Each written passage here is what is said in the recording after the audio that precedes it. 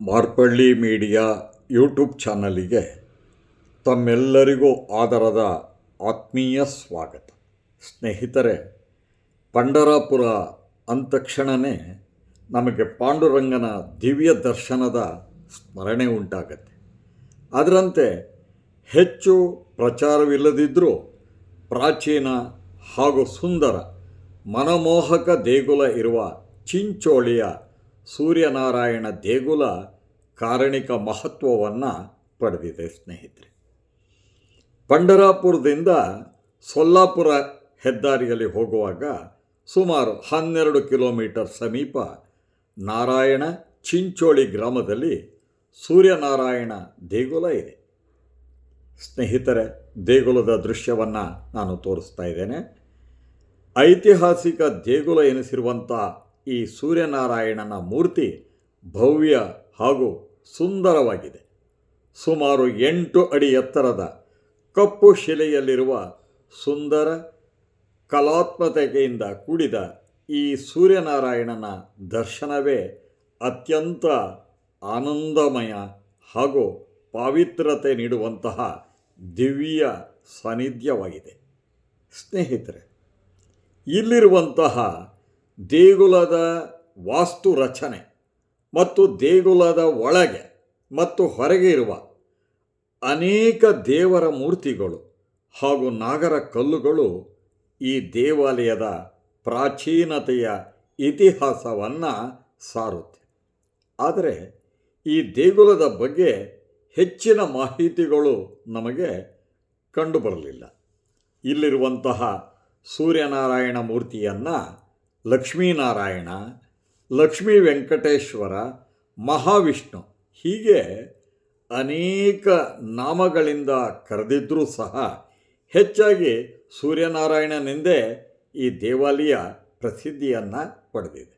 ಸ್ನೇಹಿತರೆ, ಇಲ್ಲಿರುವಂಥ ಸೂರ್ಯನಾರಾಯಣನ 4 ಕೈಗಳಲ್ಲಿ ಶಂಖ, ಚಕ್ರ, ಗದೆ ಮತ್ತು ಅಭಯಹಸ್ತವಿದೆ. ಈ ದಿವ್ಯ ಮೂರ್ತಿಯ ಪ್ರಭಾವಳಿಯಲ್ಲಿ ಸುಂದರವಾದ ಅನೇಕ ಕೆತ್ತನೆಗಳನ್ನು ಕಾಣುವುದರೊಂದಿಗೆ ಈ ದಿವ್ಯ ಮೂರ್ತಿಯ ಎಡಬಲದಲ್ಲಿ ಕೆಳಗೆ ಸ್ತ್ರೀ ದೇವತೆಯರ ಮೂರ್ತಿಗಳ ಕೆತ್ತನೆ ಇದೆ. ಸ್ನೇಹಿತರೆ, ಇಲ್ಲಿ ನೆಲೆಸಿರುವಂಥ ಸೂರ್ಯನಾರಾಯಣನೊಂದಿಗೆ ನಾರಾಯಣನೂ ಒಳಗೊಂಡ ನಾರಾಯಣ ದೇವರ ಬಗ್ಗೆಯೂ ಇರುವ ಕಥೆಯ ಪ್ರಕಾರ ಒಮ್ಮೆ ಲಕ್ಷ್ಮೀದೇವಿ ಶ್ರೀಮನ್ನಾರಾಯಣನೊಂದಿಗೆ ಮನಸ್ತಾಪಗೊಂಡು ವೈಕುಂಠದಿಂದ ಹೊರಟು ಹೋಗುತ್ತಾಳೆ. ಆದರೆ ಲಕ್ಷ್ಮೀದೇವಿಯು ಎಲ್ಲಿಗೆ ಹೋಗಿದ್ದಾಳೆಂದು ತಿಳಿಯಲು ನಾರಾಯಣನು ನಾರದರಿಗೆ ಹುಡುಕಲು ಹೇಳುತ್ತಾನೆ. ನಾರದರು ತಾಯಿ ಲಕ್ಷ್ಮಿಯನ್ನು ನಾನು ಹುಡುಕಿ ಕೊಟ್ಟರೆ ನನಗೆ ಬಕ್ಷಿಸ್ಕೊಡ್ಬೇಕು ಅಂತ ಹೇಳಿ ಕೇಳ್ತಾ ಎಲ್ಲೆಡೆ ಈ ಭೂಲೋಕದಲ್ಲಿ ಹುಡುಕಾಡ್ತಾನೆ. ಆದರೆ ಅವರಿಗೆ ಕಾಣಿಸೋದಿಲ್ಲ.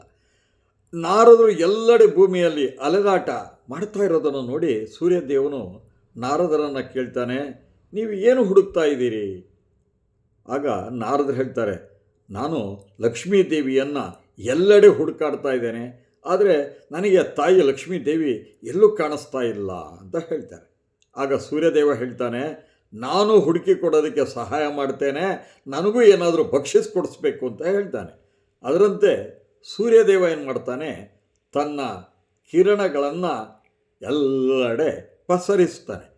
ಆಗ ಏನಾಗತ್ತೆ ಅಂದರೆ, ಈ ಕಮಲದ ಹೂವಿನ ಒಳಗೆ ಲಕ್ಷ್ಮೀದೇವಿ ಕುಳಿತಿರ್ತಾಳೆ. ಯಾವಾಗ ಸೂರ್ಯನ ಕಿರಣ ಬಿತ್ತೋ ಮೊಗ್ಗಿನ ಏನಾಯಿತು, ಅದು ಅರಳಿತು. ಕಮಲ ಅರಳಿದಾಗ ಏನಾಯಿತು, ಲಕ್ಷ್ಮೀದೇವಿ ಕಾಣಿಸ್ಕೊಂಡ್ಳು. ಇದರಿಂದ ಸಂತೃಪ್ತಗೊಂಡಂತಹ ಶ್ರೀಮನ್ನಾರಾಯಣ ಸೂರ್ಯನ ಬೇಡಿಕೆಯಂತೆ ಇಲ್ಲಿ ನೆಲೆಸಿರುವುದರ ಜೊತೆಗೆ ಸೂರ್ಯನು ನಾರಾಯಣನೊಂದಿಗೆ ನೆಲೆಸಿದ್ರಿಂದ ಈ ದೇವರನ್ನು ಸೂರ್ಯನಾರಾಯಣ ಅಂತ ಹೇಳಿ ಪ್ರಸಿದ್ಧಿಯನ್ನು ಪಡೆದಿದೆ. ಸ್ನೇಹಿತರೆ, ಇಲ್ಲಿನ ವಿಶೇಷ ಏನು ಅಂದರೆ, ಸೂರ್ಯನಾರಾಯಣನ ಮೂರ್ತಿ ಇದೆಯಲ್ಲ ಅದು ಪೂರ್ವಾಭಿಮುಖವಾಗಿದೆ. ಹೀಗಾಗಿ ಏನಾಗುತ್ತೆ ಅಂದರೆ, ವಿಶೇಷವಾಗಿ ಮಾಘಸಪ್ತಮಿ, ರಥಸಪ್ತಮಿ, ಈ ಜನವರಿಯ ಮಕರ ಸಂಕ್ರಾಂತಿಯಲ್ಲಿ ಸೂರ್ಯನ ಕಿರಣಗಳು ಸ್ವಾಮಿಯನ್ನು ಸ್ಪರ್ಶಿಸುತ್ತೆ. ಅಂಥ ಅಮೋಘವಾದಂಥ ದೃಶ್ಯವನ್ನು ನೋಡೋದಕ್ಕೆ ಭಕ್ತರಿಗೆ ಅತ್ಯಂತ ಆನಂದ. ಅಂತಹ ದಿವ್ಯ ಗಳಿಗೆಯಲ್ಲಿ ಇಲ್ಲಿ ಭಕ್ತಾದಿಗಳು ದೂರದ ಊರಿನಿಂದ ಬಂದು ಈ ಸೂರ್ಯ ಸ್ಪರ್ಶ ಆಗುವಂಥದ್ದನ್ನು ಕಂಡು ಬಹಳ ಸಂತೋಷಿತರಾಗ್ತಾರೆ, ನೆಮ್ಮದಿಯನ್ನು ಕಾಣ್ತಾರೆ, ಭಕ್ತಿ ಪರವಶತೆಯನ್ನು ಹೊಂದುತ್ತಾರೆ. ಸ್ನೇಹಿತರೆ, ತಿಂಗಳ 3ನೇ ವಾರ ಸೂರ್ಯದೇವರ ಪಾದುಕೆಗಳನ್ನು ಈ ಚಿಂಚೋಳಿಯಲ್ಲಿ ಮೆರವಣಿಗೆ ಮಾಡ್ತಾರೆ. ಸ್ನೇಹಿತರೆ, ಇಲ್ಲಿನ ಮತ್ತೊಂದು ಭಾರಿ ವಿಶೇಷ ಇದೆ. ಈ ದೇವಾಲಯದ ಬಹಳ ಅಂದರೆ ವಿಶೇಷ ಅಂದರೆ, ಆ ಕಾಲದಲ್ಲಿ ದೇವಾಲಯದ ಮುಂದ್ಗಡೆ ಪ್ರವೇಶ ದ್ವಾರದಲ್ಲೇ 2 ಅಡ್ಡವಾದಂತಹ ಚೌಕಟ್ಟಿನ ಕಲ್ಲಿನ ಕಂಬಗಳಿದ್ದಾವೆ, ಅಂದರೆ ಅಡ್ಡ ಇರುವಂಥದ್ದು. ಇದು ಏನಾಗ್ತಿತ್ತು ಅಂದರೆ, ಹಿಂದೆ ಈ 2 ಕಲ್ಲುಗಳು ಸ್ವಲ್ಪ ದೂರ ದೂರ ಇದೆ, ನಾವು ಅದರೊಳಗೆ ಕಲ್ಲೊಳಗೆ ಪ್ರವೇಶ ಮಾಡ್ತೀವಿ. ಹಿಂದೆ ಆ ಕಲ್ಲುಗಳು ಏನಾಗ್ತಿತ್ತಂತೆ, ಲಾಕ್ ಸಿಸ್ಟಮ್ ರೀತಿಯಲ್ಲಿ ಬೀಗ ಹಾಕ್ದಂಗೆ ಆಗ್ತಾಯಿತ್ತು ಅನ್ನೋದನ್ನು ಅಲ್ಲಿ ಹೋದಾಗ ನಮ್ಮ ಹಿರಿಯರು ಹೇಳ್ತಾರೆ. ಅದೇ ಅಲ್ಲಿನ ಬಹಳ ವಿಶೇಷ. ಸ್ನೇಹಿತರೆ, ಮತ್ತು ಅಲ್ಲಿ ನಡೆಯುವಂಥ ಸಂಪ್ರದಾಯ ಇದೆಯಲ್ಲ, ಮರಾಠಿ ಸಂಪ್ರದಾಯ ನೋಡಿ, ನಿಮಗೆ ಮುಂದ್ಗಡೆ ಕಾಣಿಸ್ತಾ ಇದೆ 2 ಅಡ್ಡವಾಗಿ ಕಲ್ಲುಗಳು ಕಾಣಿಸ್ತಾ ಇದೆಯಲ್ಲ, ಇದೇ ನೋಡಿ ಕಾಣಿಸ್ತಾ ಇದೆ. ಲಾಕ್ ಸಿಸ್ಟಮ್ ಆಗ್ತಾಯಿತ್ತು, ಅಂದರೆ 2 ಕಲ್ಲುಗಳು ಸೇರ್ಕೊಳ್ತಾ ಇದ್ದು ಒಂದು ರೀತಿಯಲ್ಲಿ ದೇವಸ್ಥಾನಕ್ಕೆ ಇದು ಬೀಗ ಹಾಕ್ದಂಗೆ ಆಗ್ತಾಯಿತ್ತು. ಸ್ನೇಹಿತರೆ, ಇಲ್ಲಿ ಬಹಳ ವಿಶೇಷ ಅಂತಂದರೆ ಮರಾಠಿ ಶೈಲಿಯಲ್ಲಿ ಪೂಜೆ ಪುನಸ್ಕಾರಗಳು ಅಲ್ಲದೇ ಇಲ್ಲಿ ಇನ್ನೊಂದು ದೊಡ್ಡ ವಿಶೇಷ ಏನು ಅಂತಂದರೆ, ಅರ್ಚಕರು ಪೂಜೆ ಮಾಡಿದ ಮೇಲೆ ನಂತರ ಹೋಗಿ ಸೂರ್ಯನ ದೇವರನ್ನು ಸ್ಪರ್ಶಿಸುವಂಥ ಅವಕಾಶ ಎಲ್ಲ ಜನರಿಗೂ ಇದೆ. ಸಮಾನತೆಯ ದೃಷ್ಟಿ ಇದೆ. ಇಲ್ಲಿ ಮೇಲು ಕೀಳು ಅನ್ನುವಂಥದ್ದಕ್ಕೆ ಅವಕಾಶ ಇಲ್ಲ. ಭಕ್ತಿಯೇ ಇಲ್ಲಿ ಪ್ರಧಾನ ಅನ್ನಿಸ್ಕೊಂಡಿದೆ.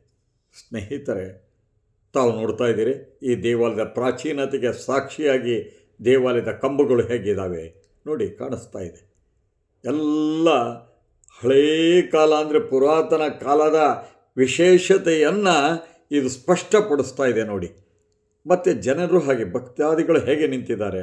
ನಂತರ ಪೂಜೆಯ ನಂತರ ಅರ್ಚಕರು ಪೂಜೆ ಮಾಡಿದ ಮೇಲೆ ಎಲ್ಲರೂ ಹೋಗಿ ದೇವಾಲಯದಲ್ಲಿ ದೇವರನ್ನು ಸ್ಪರ್ಶಿಸುವಂಥ ಅವಕಾಶ. ಮುಂದುಗಡೆ ನೋಡಿ ಎಷ್ಟು ವಿಶಾಲವಾದಂಥ ಜಾಗ ಇದೆ, ಎಷ್ಟು ಚೆನ್ನಾಗಿದೆ. ಮುಂದುಗಡೆ ಶಾಸನಗಳು ಇದೆ.